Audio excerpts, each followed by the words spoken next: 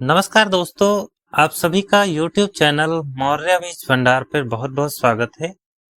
आज इस वीडियो में हम बात करेंगे किसानों की एक बहुत बड़ी समस्या आलू की फसल में झुलसा रोग के बारे में। दोस्तों, ये रोग जब हमारी फसलों में आते हैं तो लगभग 80% तक हमारी फसल को नुकसान पहुंचाते हैं। इसीलिए इस रोग को कंट्रोल करना बहुत जरूरी होता है।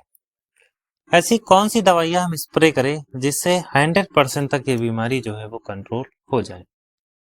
किसान भाइयों, आलू की फसल में हमें दो प्रकार के झुलसा यानी ब्लाइट देखने को मिलते हैं, जिसमें सबसे पहला है अर्ली ब्लाइट यानी अगैती झुलसा यानी जो पहले आते हैं, और दूसरा है लेट ब्लाइट यानी पछेती झुलसा यानी जो देर में आते हैं।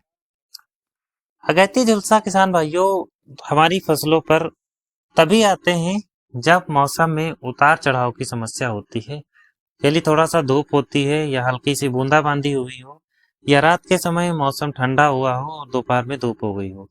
अगर इस प्रकार मौसम में अदल बदल या उतार चढ़ाव होते हैं तो इस प्रकार के सिम्टम हमारी फसलों में देखने को मिल जाते हैं। दोस्तों, अगर हम इनके लक्षण की बात करें तो पत्तियों की निचली सतह पर हमें हल्के कोड़ी आकार के या धब्बों के रूप में दिखाई देते हैं।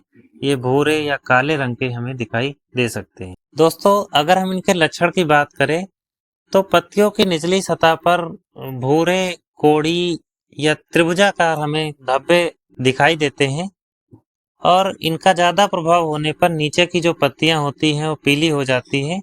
अगर हम इनकी रोकथाम नहीं करते हैं तो ये धीरे धीरे कर पूरी फसल को खत्म कर सकते हैं। अगैती झुलसा को कंट्रोल करना बहुत जरूरी होता है, वरना यही अगैती झुलसा आगे चलकर पछेती झुलसा में भी कन्वर्ट हो जाती है।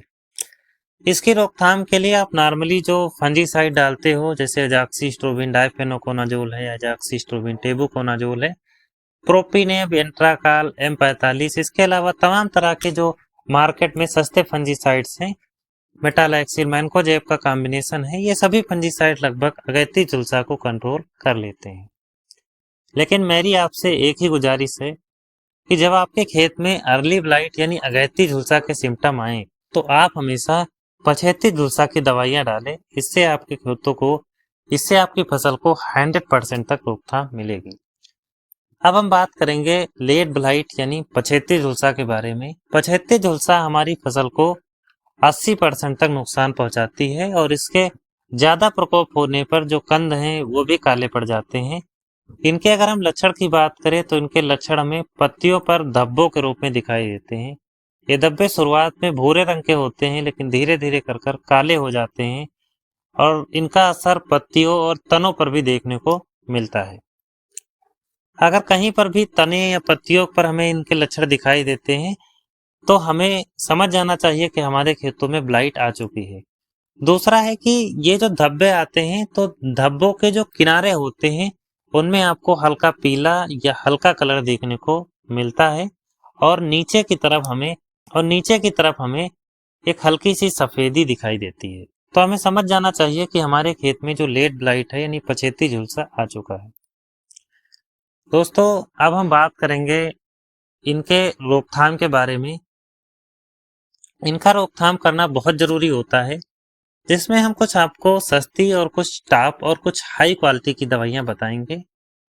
दोस्तों, सबसे पहले हम बात करने वाले हैं इटविन फंजीसाइड के बारे में।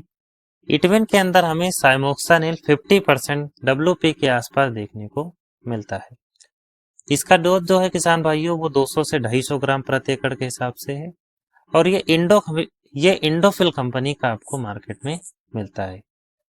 किसान भाइयों, मार्केट में इसकी कीमत 2100 रुपए से लेकर के 2200 रुपए किलो के आसपास है, और आप इसके साथ कॉम्बिनेशन के रूप में कॉन्ट्रैक्ट दवा यानी मैनकोजेब यानी जो M45 आती है, आप 1 किलोग्राम प्रति एकड़ के हिसाब से मिक्स करें, और इसके साथ स्टेप्टोसाइक्लिन 15 से 20 ग्राम प्रति एकड़ के हिसाब से मिलाएं, और आप स्प्रे करें, आपको 100% रोकथाम जो है वो मिलेगी। अब हम बात करेंगे दूसरे कॉम्बिनेशन की, जो अपने आप में बहुत ही अच्छा है, जिसमें हम बात करने वाले हैं एक्रोबेट के बारे में। एक्रोबेट के अंदर हमें डाइमेथोमार्फ देखने को मिलता है। यह BASF कंपनी का आता है। इसके अलावा अलग अलग कंपनियों के आपको मार्केट में मिल जाएंगे। 200 ग्राम प्रति एकड़ के हिसाब से इसका डोज है, और मार्केट में इसकी कीमत 1150 से लेकर के 1200 रुपए के आसपास आपको मिल जाती है। इसके साथ हमें 250 ग्राम प्रति एकड़ के हिसाब से COC यानी कॉपर ऑक्सीक्लोराइड लेना है और लगभग 15 ग्राम प्रति एकड़ के हिसाब से स्टेप्टोसाइक्लिन को मिक्स करना है। आप इसका स्प्रे लगभग 6-6 दिन के अंतराल पर करें, आपको बहुत अच्छी रोकथाम मिलेगी। अब हम बात करने वाले हैं तीसरे कॉम्बिनेशन की, जो अपने आप में एक यूनिक कॉम्बिनेशन है। हम बात करने वाले हैं जंप्रो फंजीसाइड की। जंप्रो जो है वो BASF कंपनी का आता है और 400 ml प्रति एकड़ के हिसाब से इसका डोज है। इसके अंदर हमें 2 टेक्निकल देखने को मिलते हैं और अगर हम चाहें तो इसके साथ एक कॉन्टैक्ट फंजीसाइड के रूप में कॉपर ऑक्सीक्लोराइड 250 ml प्रति एकड़ के हिसाब से 250 ग्राम प्रति एकड़ के हिसाब से ले सकते हैं और इसके साथ 15 से 20 ग्राम स्टेप्टोसाइक्लिन को भी मिक्स कर दे तो और भी बेहतर रिस्पांस मिलते हैं। मैंने देखा है कि जंप्रो का रिजल्ट जो है वो अपने आप में बहुत ही ज़्यादा है और बहुत ही अच्छे रिस्पांस हमें देखने को मिलते हैं। अब हम बात करेंगे एक यूनिक कॉम्बिनेशन जो कि सुमिटोमो केमिकल्स के द्वारा लॉन्च किया गया है, जिसका नाम है डेरिको फंजीसाइड। डेरिको अपने आप में एक बहुत ही अच्छा कॉम्बिनेशन है और 200 ml प्रति एकड़ के हिसाब से हमें इसका प्रयोग करना चाहिए।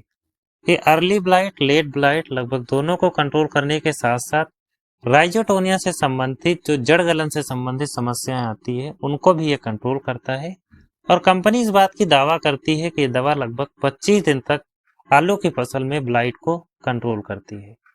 तो आप बेझिझक होकर इसका इस्तेमाल करें और अगर हम इसकी कीमत की बात करें तो मार्केट में 1600 से लेकर 1700 रुपए के आसपास आपको मिल जाता है। किसान भाइयों, इसके अलावा लेट ब्लाइट यानी पछेती झुलसा को कंट्रोल करने के लिए मार्केट में बहुत सारी दवाइयां आती हैं, आप उनका भी इस्तेमाल कर सकते हो, क्योंकि एक वीडियो में लगभग सभी दवाइयों को बताना इतना आसान नहीं है। तो आगे चलकर हम धीरे धीरे करके लेट ब्लाइट की दवाइयों को बताते रहेंगे। आई होप आपको वीडियो पसंद आई होगी। वीडियो अगर पसंद आई हो तो वीडियो को लाइक और चैनल को सब्सक्राइब जरूर करें। खेती पाती से संबंधित वीडियो इस YouTube चैनल पर मैं आशीष देता रहता हूँ।